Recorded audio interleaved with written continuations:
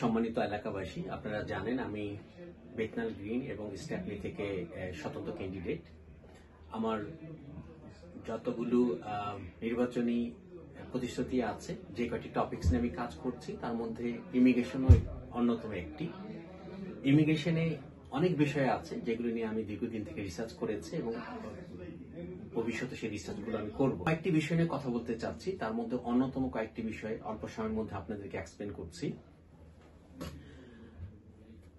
Appeal রাইটের যে অপশনটা ইমিগ্রেশন লতে আছে কিংবা ছিল, কিংবা যে জটিলতা তৈরি হয়েছে এবং সেটাকে রিপ্লেস করা হচ্ছে কিংবা প্রচেষ্টা চলছে অ্যাডমিনিস্ট্রেটিভ রিভিউ এর মাধ্যমে।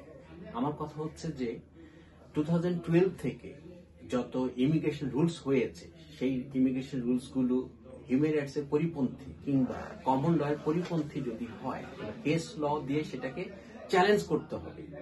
লয়াররা তারা কেস ল দিয়ে সেটাকে চ্যালেঞ্জ করবে। চ্যালেঞ্জ করার জন্য জুডিশিয়ারিতে অ্যাক্সেস থাকতে হবে, উচ্চতর আদালতে যাওয়ার অ্যাক্সেস থাকতে হবে অ্যাপিল্যান্টকে কিংবা অ্যাপ্লিক্যান্টকে।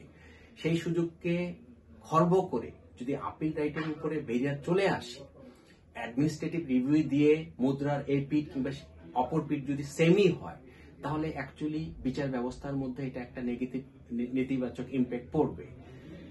কোনো অ্যাপিল্যান্ট চ্যালেঞ্জ করতে চাইলে তার যদি অ্যাক্সেস থাকে উচ্চ আদালতে যাওয়ার, উচ্চ আদালতে সেখানে কেস ল কিংবা কমন ল একটা অন্যতম টুলস হিসেবে কাজ করে কিংবা সেফগার্ড হিসেবে কাজ করে।